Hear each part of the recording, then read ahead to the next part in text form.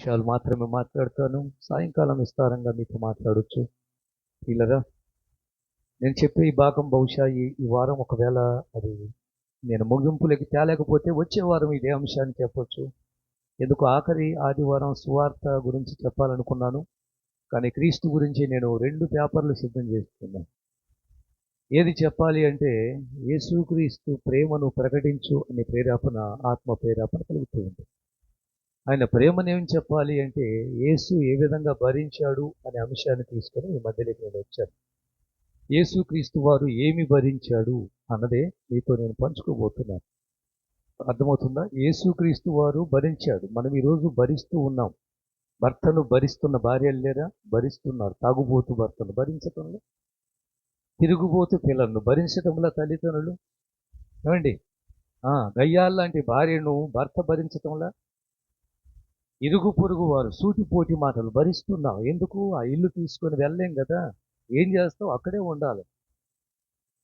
ఏమండి, ఇలాంటి ఎన్నో భరిస్తున్నాం. కానీ ఈ చాలా చిన్న విషయాలు యేసు ఏం భరించాడో మీతో నేను పంచుకోబోతున్నాను. ఏం భరించాడు అన్న విషయం మీదనే మీకు ఈ పాట నేను పాడింది. సిలువలో ఆయన చేసిన త్యాగము, ఆయన ప్రేమ మర్చిపోవటానికి వీలు లేదని. ఒకసారి ఒక ప్రాంతంలో ఒక అడవిలో పెద్ద పులి తెలుసా? పెద్ద పులి అందరికీ తెలుసు కదా, మీరు చూసే ఉంటారు టీవీలో కూడా. దగ్గరికి ఎవరు చూసి వెళ్ళరు. ఒక జింకను తరుముతుంది. ఇంకా మీకు తెలుసు పెద్ద పులి వేట అంటేనే, సింహం వేట అంటేనే ఎలా ఉంటుందంటే దొరికిందాకా వదిలేదే లేదు. అది ఆ విధంగానే జింకను వేటాడుతూ ఉంది. జింక పరిగెడుతుంది, వెనక పులి పరిగెడుతుంది. ఈ సమయంలో జింకను వేటాడి తినేయాలని పులి ఆవురా అంటుంది, ఆకలితో ఉంది. ఎంత దగ్గరికి వచ్చిందంటే జింకకు పులి శ్వాస వినపడేంత దగ్గరలో పులి ఉంది. వినండి ఇక తలపైకి ఎత్తండి. పులి శ్వాస తన చెవులకు వినపడేంత దగ్గరలో జింకకు పులి దగ్గరలో ఉంది. అయితే తప్పించుకొని వెళ్ళాలి, ప్రాణాలు కాపాడుకోవాలని పరిగెడుతున్న జింకకు అక్కడికి వెళ్ళగానే ఏం జరిగిందంటే 2 దారులు కనిపించాయి. ఇటు ఒక దారి కనిపించింది అడవిలో, ఇటు ఒక దారి కనిపించింది. తను ఎందుకో ఒక క్షణం అక్కడ ఆగి ఆలోచించడం మొదలుపెట్టింది.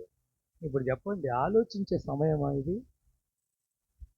ఒకవైపేమో ముళ్ళబాట, మరొక వైపేమో గుట్టలు, రట్టలు, మట్టలు, బండలు ఉన్న మాట.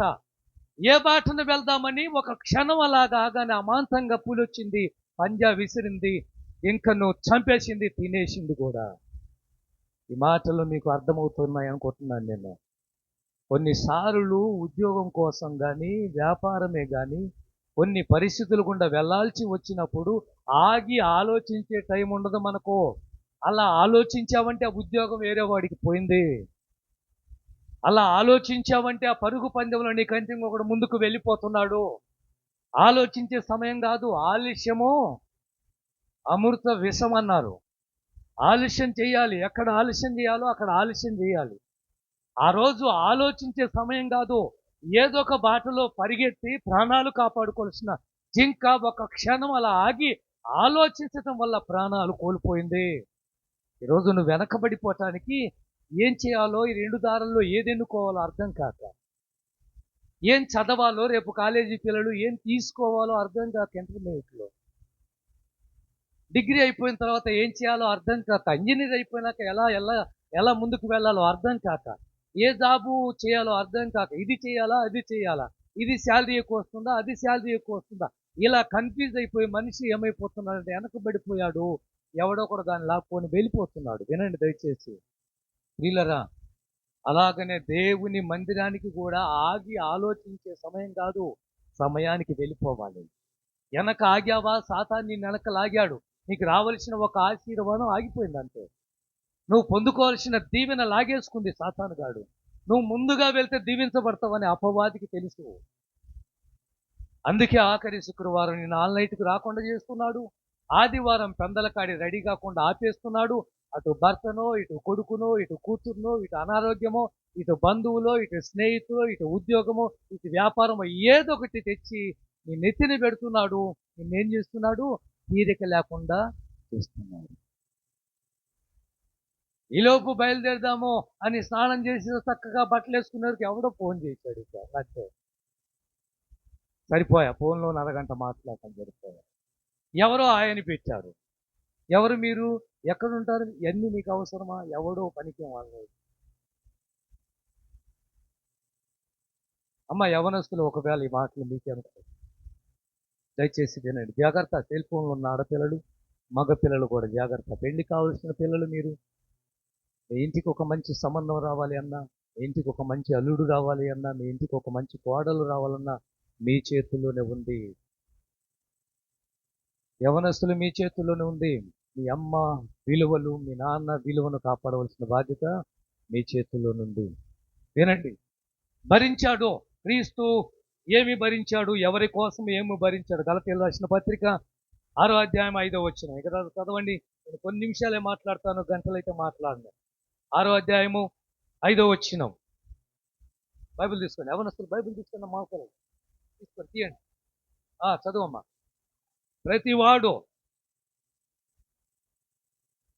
ప్రతివాడు తన బరువు తానే భరించుకోవాలి కదా.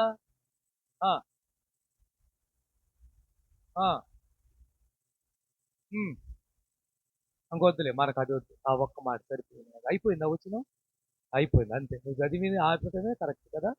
నేను మళ్ళీ చదివిన కాదు. ప్రతివాడు తన బరువు తానే భరించాలి కదా. భరించెను అండర్లైన్ చేసుకోండి. ఇక భరించెను పెన్ను తీసుకొని అక్కడ ఎగరబెట్టుకోండి. ప్రతివాడు తన బరువును తానే భరించాలి కదా. ఎవడు మోస్తాడు నీ బరువును? ఎవడు భరిస్తాడు నీ భారాన్ని?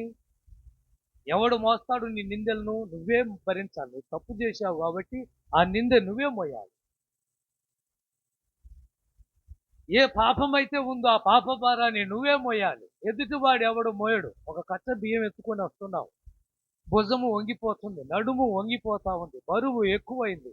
అలాంటి సందర్భంలో నీకు సంబంధించిన వాడు ఎవడొకడో తగిలితే తప్ప నీ బరువును దించేవాడు దొరకడు. గుర్తుపెట్టుకోండి.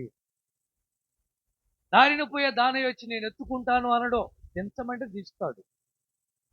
నువ్వు మోయలేకపోతున్నావు కాబట్టి దించి కాసేపు కూర్చో. నీ ఇంటి దాకా తీసుకొని రాడు. నువ్వు మోయలేని బరువును మోసుకొని వస్తున్నావు. అదే నీ కొడుకో, నీ కూతురో, లేక నీ భర్తో, నీ భార్యో, లేక నీకు సంబంధించిన నీ స్నేహితుడు, అయ్యయ్యో మా వాడు వంగిపోతున్నాడే, నడుము వంగిపోతుంది, బరువు మోయలేకపోతున్నాడని వచ్చి నీ తండ్రి అయితే నీ తండ్రి భుజాన వేసుకొని నీకు తేలికను ఇస్తాడు. ఇదే యేసుక్రీస్తు వారు 2020 సంవత్సరాల క్రితం చేసిన గొప్ప త్యాగ పరిచయం. ఏ భారాన్ని అయితే మనం భరిస్తున్నామో, ఏ భారాన్ని అయితే మన మీద వేసుకొని మోసుకొని మోయలేకపోతున్నామో, ఆ భారాన్ని భరించడానికి వచ్చిన విషయాలే మీతో నేను పంచుకోబోతున్నాను. వినండి, 3 మాటలే ముచ్చటగా మీతో పంచుకుంటాను. లేదంటే ఒక్క మాటతోనే ఈరోజు నేను ముగింపులకి తీసుకొని వస్తాను. ఒక మాట మీకు చదివి వినిపిస్తాను. 36వ అధ్యాయం ఆదికాండం 6-7 వచనాలు. 6-7 వచనాలు. 36వ అధ్యాయం ఆదికాండం తీసుకోండి, బైబుల్ తీయండి, గబగబా చదవండి. వారు విస్తారమైన 6-7 36-6వ వచనమయ్యా. కుమారులను కుమార్తెలను తన ఇంటి వారందరినీ, మందలను, పశువులను తీసుకొని ఎదుట నుండి మరొక దేశమునకు వెళ్ళెను. బాగా వినండి. వారు విస్తారమైన సంపద గలవారు గనుక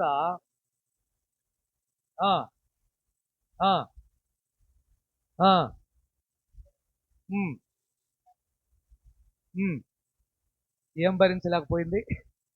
ఏమండి, ఎవరి ఇల్లు? వినండి, ఎవరి ఇల్లు? ఏశావు, యాకోబు. 20 ఏళ్ల తర్వాత కలిశారు. అంటే అన్నదమ్ములు ఇద్దరు ఎన్నేళ్ళు విడిపోయారు? 20 ఏళ్ళు. యాకోబు ఎన్ని సంవత్సరాల వయసులో పారిపోయి ఉంటాడు? పెళ్లి కాల అంటే 20 సంవత్సరాల వయసులో. అంటే యాకోబు ఇంచుమించు 20 ఏళ్ల తర్వాత తిరిగి మరలా తను కానాను దేశానికి వచ్చినప్పుడు, ఏమంటే ఇస్సాకును రెబెకాను కలవాల్సి వచ్చినప్పుడు వారు అక్కడ కనిపించదు. కానీ ఇక్కడైతే ఏశావు కనిపిస్తాడు. ఇద్దరు కలుసుకొని ఏడుస్తారు. వాళ్ళిద్దరూ బాధపడతారు. తమ్ముడు ఆ రోజు ఏదో అపార్థం చేసుకున్నాను రా, నువ్వు చేసింది కరెక్ట్ అని బహుశా ఏసేవని ఉంటాడు.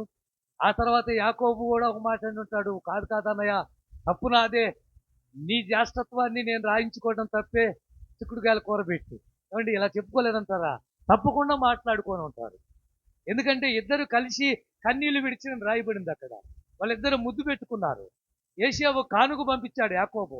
400 మందితో ఏసేవు తమ్ముడిని చంపేద్దాం అనుకున్నవాడు మనసు కరిగిపోయిందంటే యెబ్బాకు రేవులో 32 అధ్యాయంలో యాకోబు చేసిన ప్రార్థన. అందుకే ప్రార్థన చాలా అవసరమైంది.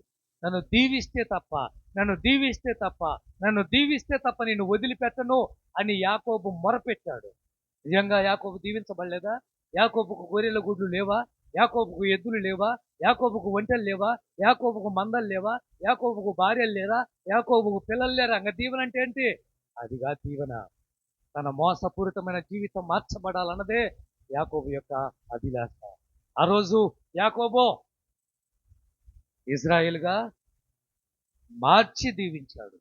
ఎప్పుడైతే ఆ ప్రార్థన విన్నాడో ఏశావు మనసు కరిగిపోయింది. యాకోబును వాటేసుకున్నాడు, కవిగిలించుకున్నాడు, హగ్ చేసుకున్నాడు, ముద్దు పెట్టుకున్నాడు. ఆ రోజు మాట్లాడుకున్న మాటలు బైబిల్లో లేవు, కానీ ఏమనుకుని ఉంటారు తెలుసా? పెద్దోడు కాబట్టి ముందుగా ఏశావు అని అంటాడు, అరే తమ్ముడు, నువ్వు ఎందుకున్నావురా ఎన్నాళ్ళు? ఏదో కోపతాపంలో కత్తి పట్టుకొని తిరిగాను, కానీ నువ్వంటే నాకు ప్రేమ లేకపోయిందా?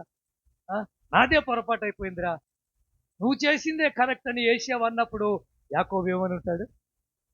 యాకోబు లేదన్నయ్య, ఇలా అనాలి. సహోదరులు తప్పులు ఒప్పుకోవాల్సి వచ్చినప్పుడు ఒకరిని ఒకరు ఇలా సమర్థించుకోవాలి. లేదన్నయ్య, ఆ రోజు చిక్కుడుకాయల కూర పెట్టి నీ జ్యేష్ఠత్వాన్ని లాక్కోవటం నాకు తప్పు.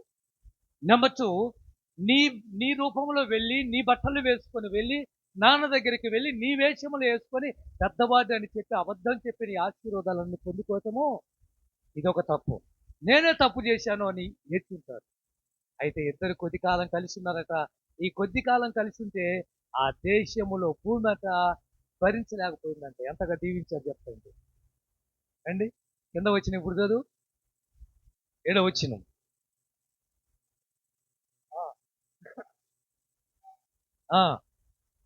వారి పశువులు, వారు పరదేశీలై ఉన్న భూమి, వారిని భూమి భరించలేకపోయింది. ఎంతగా దేవుడు దీవించాడు అంటే భూమే పట్టలేదు అన్నట్టుగా ఉంది అక్కడ.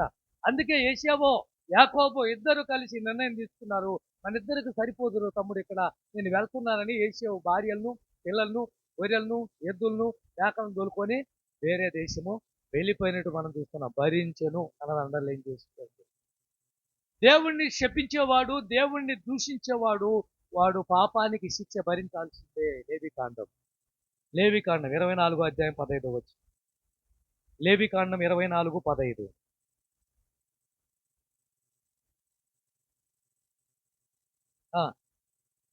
మరియు నీవు ఇట్లా చెప్పు, తన దేవుణ్ణి శపించేవాడు తన పాప శిక్షను భరించాల్సిందే. అందుకే ఎవరి దేవుళ్ళతో మనకు పని లేదు. మనకెందుకండి? ఆ రోజు అపొస్తలుడైన పౌలు ఎక్కడైనా చూడండి, వాళ్ళ గురించి వీళ్ళ గురించి మాట్లాడాలా, నేను సిలువ వేయబడిన క్రీస్తును ప్రకటిస్తున్నాను అంటే అయిపోయింది. ఇంకెందుకు? నేను చెప్పవలసిన వ్యక్తి గురించి చెప్తున్నాను, వినండి. మీకు ఇష్టమైతే వినండి, లేకపోతే లేదు. ఆయన మంచోడు కాదు, ఈయన మంచోడు కాదు, వాడు మంచి, మనకెందుకు ఇవన్నీ? మనకు ఒక మంచివాడు ఉన్నాడు, ఆయన మంచితనం ఏమిటో చెప్పు, ఆయన గురించి మాట్లాడు. కానీ వాళ్ళు మంచోళ్ళు కాదు, వీళ్ళు మంచోళ్ళు కాదు అనేది అవసరం లేదు. ఈయన గొప్పవాడు, ఈయన గురించి మాట్లాడు నువ్వు. సిలువ వేయబడిన క్రీస్తు గురించి చెప్తున్నాను నేను అన్నాడు. కానీ అపొస్తలుడైన పౌలు ఎక్కడ కూడా వాళ్ళని వీళ్ళను ఆయన ద్వేషించలేదు. ఈరోజు కాదు, ఇదంతా వారు పురాణాల్లో వీళ్ళు తీసుకోవటం, ఈ బైబిల్లో వీళ్ళు తీసుకోవటం. లేవికాండం 5వ అధ్యాయం 1వ వచనం.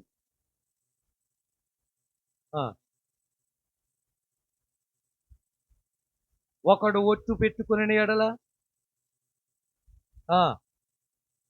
దాన్ని చూసిన దాన్ని చూసి గాని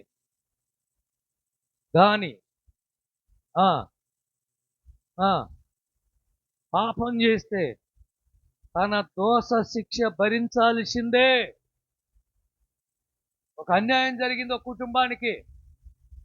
ఆ కుటుంబానికి అన్యాయం జరిగిన విషయము ఒకడు చూశాడు, ఒకడు విన్నాడు.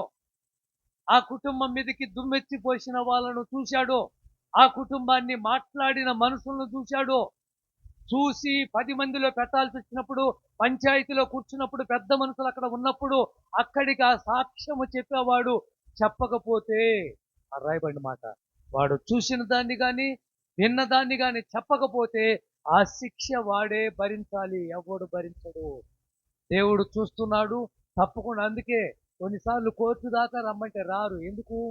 నువ్వు నిజమే చెప్పమ్మా, నువ్వు చూసింది చెప్పు, నువ్వేమి విన్నావో, వాడు నన్ను ఏమన్నాడు అది చెప్పమంటే అక్కడ దాకా కూడా రాలేకపోతున్నారు. మంచి చేయటానికి ఎందుకు 20,000, 25,000, 30,000 రూపాయలు, 50,000 రూపాయలు ఇచ్చి అబద్ధ సాక్ష్యాలను సృష్టిస్తుంది ఎందుకు? నిజము చెప్పలేకపోవడం వల్ల.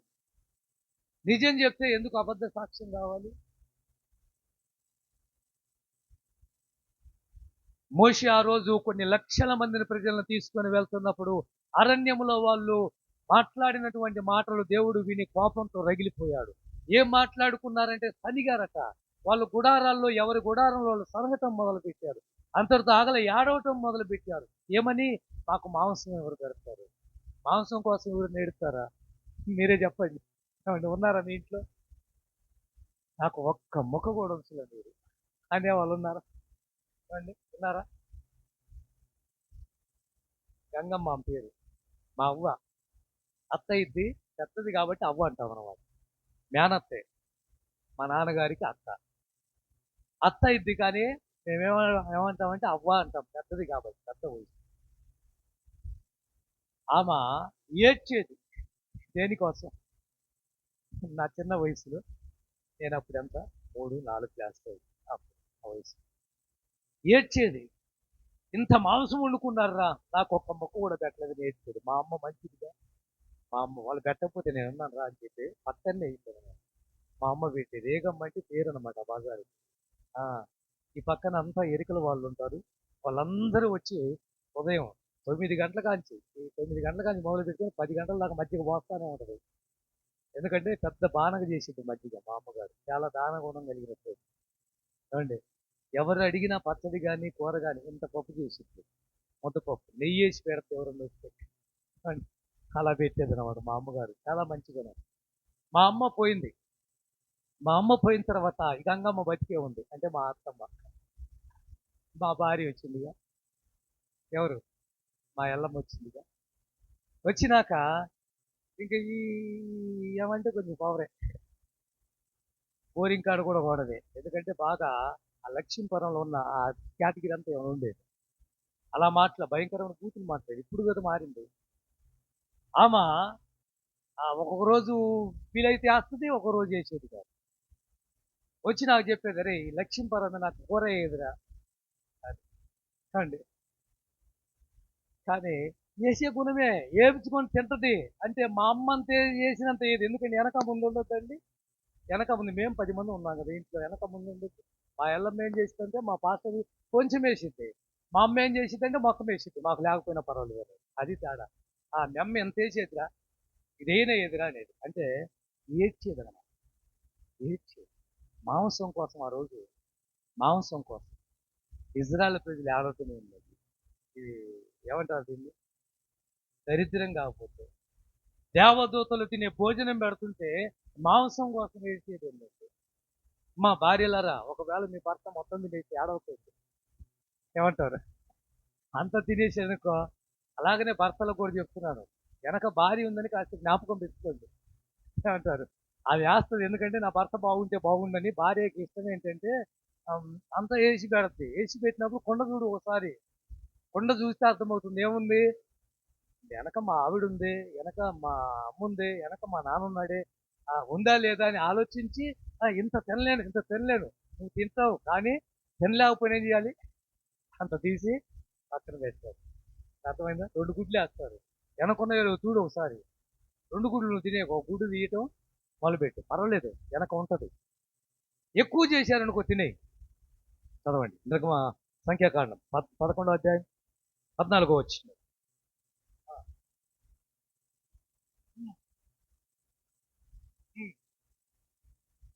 ఆ, ఆ. చూసావా ఎంతవరకు వచ్చాడు మోసే? చంపే ప్రభు, నన్ను చంపే, నేనేమన్నా కన్నానా వీళ్ళను, నేనేమన్నా పెంచాలా వీళ్ళను, నాకేమన్నా పుట్టారా వీళ్ళు, ఎవరి ఇల్లు అసలు, నేను భరించాలా వీళ్ళను, నా వల్ల కాదు అంటే ఈ 11వ అధ్యాయం మొదటి వచ్చిన కానీ తీసుకెళ్ళా చదువుకోండి. మాంసం గురించి రాయబడినట్టు అంటే అర్థమైందా? మాంసం గురించి రాయబడింది.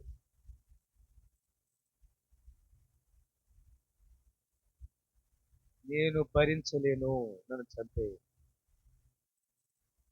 అందుకే కొన్నిసార్లు కుటుంబ భారం మోయలేకపోతున్నప్పుడు ఒక భార్యగా అర్థం చేసుకొని ఆ భారాన్ని కాస్త పంచుకుంటే బాగుంటుంది. భార్య ఆ భారాన్ని భరించలేనప్పుడు ఒక భర్తగా ఆమెలో సగం కాబట్టి ఏమండి కాస్త పంచుకుంటే తేలికవుతుంది. ఆ రోజు మోసే భారాన్ని భరించే వాళ్ళు లేరు. నేను మోయలేను అంటున్నాడు. ఒక మాట కూడా మీకు చూపిస్తాను. హితోపదేశ కాండం 1వ అధ్యాయం 9వ వచనం.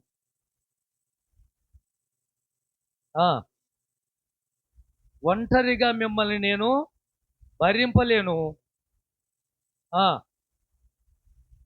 15వ వచనం కూడా చదువు. కాబట్టి ఆ, ఆ, పిలిపించుకొని న్యాయాధిపతులుగా ఉండుటకై 1000 మందికి ఒకరిని ఏం చేశాడు మోసే? ఏం చేశాడు? సంఖ్యాకాండంలో ఏమన్నా నేను భరించలేను, చంపే ప్రభు అన్నాడు. ఇప్పుడు మోసేకు ఆయన మామ వచ్చి ఒక మంచి ఐడియా ఇస్తాడు. అల్లుడు, ఇలా కాదు, వీళ్ళందరినీ తీర్పు తీర్చలేవు, వీళ్ళందరికీ న్యాయం చేయలేవు, కొన్ని లక్షల మంది ప్రజలు ఉన్నారు, కాబట్టి 50 మందికి ఒకడిని, 100 మందికి ఒకడిని, 500 మందికి ఒకడిని, 1000 మందికి ఒకడిని. అదేగా జగన్ గారు తీసుకుంది గతంలో. ఏమండి మన వయసు జగన్ గారు ఏం తీసుకున్నారు? వారంటీలను పెట్టింది ఆ పాయింట్ని బట్టే. ఏమండి ఆలోచించండి. ఎప్పుడైతే 50 మందికి 100 మందికి ఒకళ్ళు వచ్చారో ఎవరి వీధి వాళ్ళు చూస్తున్నారు. ఇంకా బాధ, మోషేకి భారము తగ్గిపోయింది. భరించటం. ఆ రోజు అపోస్తలుడైన పౌలు దమస్కు మూల మీద దేవుడు కనిపించినప్పుడు, దేవుడు వెలుగు కనిపించినప్పుడు, తన కనుపొరలు రాలిపోయినప్పుడు, ఎవడో ప్రభు నువ్వు ఉన్నప్పుడు నీవు హింసిస్తున్నా యేసు నేను అని యేసు ప్రభు మాట్లాడినప్పుడు, నిన్నెప్పుడు హింసించాను? నా బిడ్డలు హింసిస్తే నన్ను హింసించినట్టు కదా. ఆ రోజు గుడ్డివాడు అయిపోయిన పౌలు 3 రోజుల దాకా కళ్ళు లేవు. ఏ అననీయ అయితే దైవభక్తి కలిగి ఉన్నాడు, అననీయకు తెచ్చి వెళ్ళి ఆయనకు ప్రార్థన చేసిరా అని చెప్తే వాడు దుర్మార్గుడు, నేను వెళ్ళి ప్రార్థన చేసి నువ్వు వెళ్ళు అని చెప్తూ ఒక మాట చెప్పారు. చదవండి అపోస్తుల కార్యాలు 9వ అధ్యాయం 15వ వచనం. 9:15. మంచి లేవమ్మా, ఇచ్చేసేయండి, మంచి లేని వాళ్ళకి వాటర్ తెచ్చేది. అందుకు ప్రభు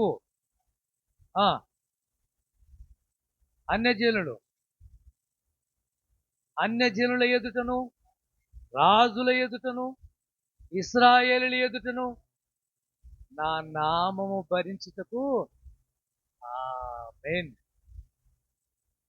ఎననీత అంటున్నాడు, నేను వెళ్ళను ప్రభువా, క్రైస్తవులు నాశనం చేస్తున్నాడు, ఎంతో మందిని చంపుతున్నాడు, ఎంతో మందిని కొడుతున్నాడు, ఎంతో మందిని తిడుతున్నాడు, క్రీస్తు అంటే అసలు పట్టం లేదు, అలాంటి వారి దగ్గర నువ్వు వెళ్ళు, అతను నా నామము నిమిత్తము ఏం చేస్తాడు? భరించగలిగి రాజులు ఎదుట నిలబడే శక్తి కలిగిన వాడు, సామాన్యుడు కాదు. అపోస్తలుడైన ఎన్ని శ్రమలు అనుభవించాలో వాడికి నేను నేర్పిస్తాను. ఏమై ఉన్నాడు? నా నామము నిమిత్తం భరించుటకు సాధనము. దేవుని కోసం భరించే శక్తి అపోస్తలుడైన పౌలుకుందండి. ఎన్ని భరించాడు, ఎన్ని కొరడా దెబ్బలు, ఒకటి తక్కువ 40 కొరడా దెబ్బలు 5 సార్లు కొట్టారు పౌలు గారు. తెలుసా మీకు? రాళ్లతో కొట్టారు, స్టెఫన్ను కొట్టినట్టుగా కొట్టారు. ఈడ్చి బయట వీడ్చి పడేశారు, మూట కట్టి మిద్దెలోంచి బయట పడేశారు. శత్రువులు భారీగా తప్పుకోలేరు, దాక్కోవాల్సి వచ్చింది అపోస్తలుడైన పౌలు గారు. ప్రభు కోసం ఎన్ని నిందలు భరించాడు, ఎన్ని అవమానాలు భరించాడు, ఎన్నిసార్లు సముద్రంలో చలికి వణికిపోయాడు, ఎండకు ఎండిపోయాడు. ప్రభు కోసం నువ్వు మాత్రము ఒక 2 గంటలు ముందొచ్చి కూర్చోబట్టి నువ్వు భరించు. ప్రభు నిమిత్తం ఏం భరించగలవు? ప్రభు నీ కోసం ఎన్ని భరించాడు అన్నది చెప్పబోతున్నాను. టైం చాలదు కానీ చెప్తాను. ప్రియమైన దేవుని బిడ్డ, ప్రభు కోసము నువ్వేమైనా భరించగలవా? ఆ రోజు అపోస్తలుడైన పౌలు యేసు నామము నిమిత్తము ఆయన భరించడానికి ఏదైనా భరించడానికి సిద్ధంగా ఉన్నాడు. గతంలో మీకు ఒకసారి నేను చెప్పాను, నేను విజయవాడ మీటింగ్లో మేము వెళ్తూ మా ఫ్రెండ్, మేము, నా భార్య, మేమందరం అక్కడ ఉన్న, వర్షం పడతా ఉంది. ఈ మీటింగ్లో వర్షానికి అబ్బో తడిచిపోతామని నేను తీసుకున్నటువంటి బ్యాగులు తీసుకొని సర్దుకొని వెళ్ళిపోతుంటే 8 సంవత్సరాల పాప ఎదురు నిలబడి మాట్లాడుతుంది, ఏడుస్తుంది, ఎక్కి వెక్కి ఏడుస్తుంది. ఏమన్నా తెలుసా? అంకులు, వర్షానికి తడిచిపోతే మొక్కెత్తుతారా? యేసయ్య కల్వరి శిలువలో కలగగొచ్చబడ్డాడే, యేసయ్య కల్వరి శిలువలో మేకులు దిగగొట్టారే, యేసయ్యను కల్వరి శిలువలో పక్కలో పొడి చేశారే, యేసయ్యను కల్వరి శిలువలో ఆయన్ను ముళ్ళ కిరీటం పెట్టబడింది, ఆయన రక్తం అంతా కారిపోతా ఉంది, భారమైన శిలువను మోపారే, అది ఎక్కువ, వర్షం ఎక్కువ అంటే మా కళ్ళు బయర్లుగా వినాయి అంతే. ఆ పిల్ల మాట్లాడుతూ ఉంటే ఒళ్ళు గద్దర పొడిచింది, ఒళ్ళు పులకరించింది. ఆ అమ్మాయి ఏడుస్తూ మాట్లాడిన మాటలు ఇవి. నిజంగా చిన్న వయసులో ఉన్నప్పటికీ కూడా, అప్పటికే నాకు పెళ్ళి అయినప్పటికీ కూడా 17 సంవత్సరాల ప్రాయంలో ఉన్నాను. ఆ పిల్ల మాట్లాడుతూ ఉంటే ఒళ్ళు పులకరించిపోయింది, ఎంట్రుకలు గగ్గర పొడిచినవి. ఏ బ్యాగులైతే పట్టుకొని పైకి లేచామో అదే బ్యాగులను అక్కడ వదిలాము. ఆ ఉరిగడ్డి మీదనే మరలా మేము ఒక బొంతో లింగో పరుచుకొని ఆ మీటింగ్లో కూర్చున్నాం. ఉదయం 11 టైంలో పెట్టిన, అంటే ఉదయం ప్రార్థన పెడతారు, రాత్రికి 5 రోజులు మీటింగులు, పెంతుకోస్తు మీటింగ్. ప్రియమైన దేవుని బిడ్డలారా, చెప్పండి, యేసు కోసం ఏం భరిస్తున్నావు? ప్రకటన గ్రంథం 2వ అధ్యాయం 2వ వచనం.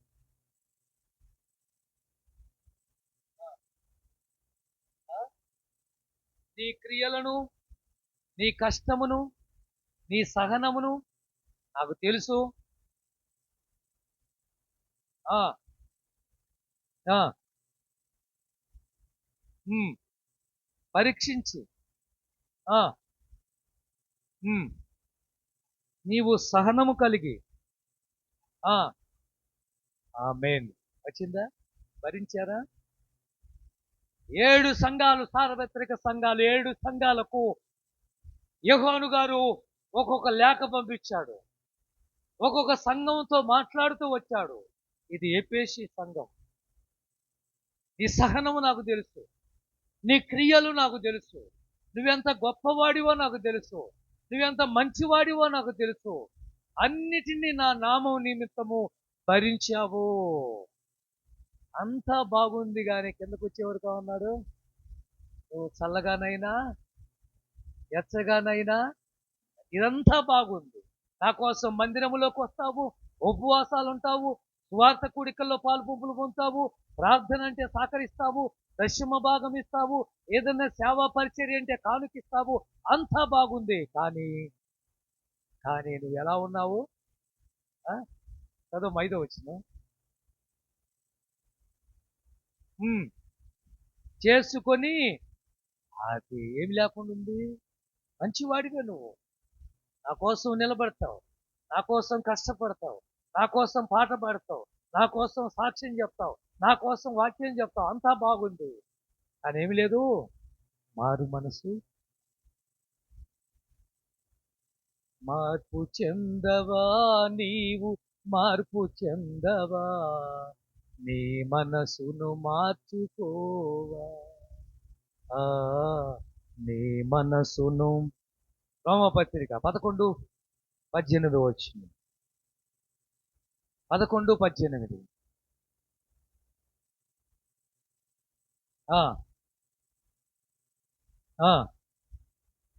ఆమేన్. ఈ మాట మీరు బాగా లోతుకి వెళ్ళాలన్నమాట. అతిశయపడుతున్నావా? ఏ విషయంలో అతిశయపడుతున్నావు నువ్వు? ఉద్యోగం ఉందనా? అందం ఉందనా? బలం ఉందనా, ఇల్లుందనా, ఆరోగ్యం ఉందనా, ఏ విషయంలో అతిశయపడుతున్నావు నువ్వు? అక్కడ రాయబడిన మాట అదే. నువ్వు అతిశయపడుతున్నావా? ఏరు నిన్ను భరిస్తుంది. ఏరు నువ్వు భరించటం వల్ల అర్థమైందా? చెట్టును ఏది భరిస్తుంది? చెప్పండి, చెట్టును ఏది భరిస్తుంది? లోపల ఉన్న ఏరు. ఈ బిల్డింగ్ ను ఏం భరిస్తుంది? లోపల ఉన్న పునాది. ఏమండి, ఈ రోజున నిన్ను భరిస్తుంది ఎవరు? నిన్ను కన్న తల్లి తండ్రులు నిన్ను భరిస్తున్నారు. ఏమండి, ఈ రోజున నీవు వేరు కాదు, నువ్వెవరు అంటే పైన ఉన్నావు.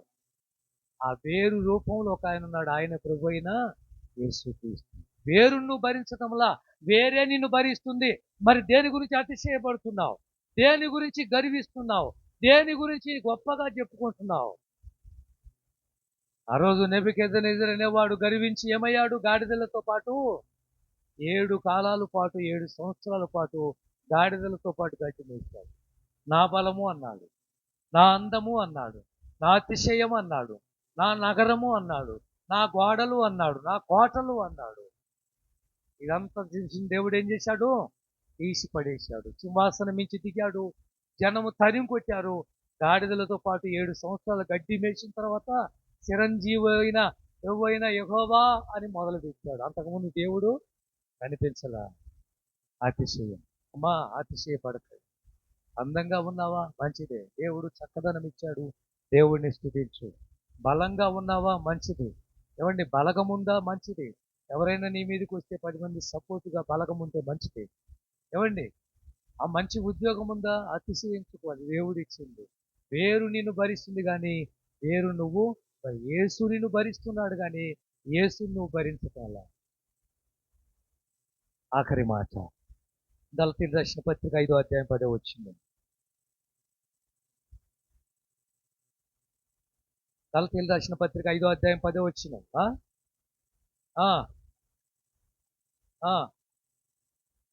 మిమ్మల్ని గూర్చి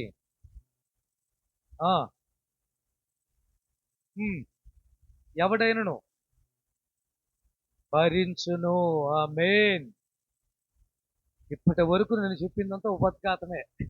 అర్థమైందా? అస్సలైన దానికి రేపు వారం, మొదటి వారం కదా, బల్లాలో చేయి వేస్తాం కదా, అప్పుడు క్రీస్తు యొక్క శ్రమల గురించి ఏం భరించాడో, ఎవరెవరిని భరించాడు అన్న విషయాలు మీతో పంచుకుంటాను. ఇక్కడ రాయబడిన మాట, గలతీయులకు రాసిన పత్రికలో రాయబడిన మాట, మిమ్మల్ని ఎవరు కలవరు పెట్టినా, మిమ్మల్ని ఎవరు నిందించినా, మిమ్మల్ని ఎవరు అవమానపరిచినా, ఎవరు మిమ్మల్ని చిన్న చూపు చూసినా, ఎవరు మిమ్మల్ని హేళన చేసినా, ఎవరు మిమ్మల్ని ఎగతాళి చేసినా, ఎవరు ఏ విధంగా మిమ్మల్ని దూషించినా సరే వాడు తగిన శిక్ష భరించాల్సిందే. నువ్వు చేయవలసింది ఒకటి, ప్రభువా యెహోవా నువ్వు చూసుకోయ్యా. అది అర్థమైందా? ఏం చేస్తా? వాడు తిడుతున్నాడు, ప్రభువా నువ్వే చూసుకో, నేను మాట్లాడలేను. వాళ్ళు ఎగతాళి చేస్తున్నారు, ప్రభువా నువ్వే చూసుకో. నా సమస్య ఇలా ఉంది, ప్రభువా నువ్వే చూసుకో, ఏదో ఒకటి చేసి పరిష్కారం చేయి. యెహోవా వీరే అంటే అర్థం ఏంటి? యెహోవా చూచుకున్నాడు. ఆ రోజు గొర్రెపిల్ల, ఇసాకు స్థానంలో గొర్రెపిల్లని దేవుడు చూసుకోవాలా? ఇదేదైనా సరే దేవుడు చూసుకుంటాడు. ఆయన తప్పకుండా చూసుకునే దేవుడు, అన్ని భరించే దేవుడు. చాలా విషయాలు మీతో పంచుకున్నాను ప్రియమైన దేవుని బిడ్డలారా. రేపు మొదటి ఆదివారం ఎవరు మిస్ కాకండి. ఇదే అంశాన్ని ఇంకా అద్భుతకరంగా ఉదాహరణలతో కలిపి అర్థమయ్యే రీతిలో పరిశుద్ధాత్మ దేవుడు మనకు బోధించిన దాకా కళ్ళ ఉంచుదాం. ప్రార్థన. ప్రేమ కలిగిన మా తండ్రి, మాట్లాడిన ప్రతి మాట మా జీవితాలకు, మా కుటుంబాలకు, మా సంఘానికి, మా బిడ్డలకు, కూడి వచ్చిన సంఘానికి ఆశీర్వదకరంగా మార్చమని, మంచి నేలన పడిన విత్తనం ఫలించిన రీతిగా నాయన ఈ వాక్యాన్ని ఫలింపును దయచేయమని యేసు నామములో ప్రార్థిస్తున్నాము తండ్రి.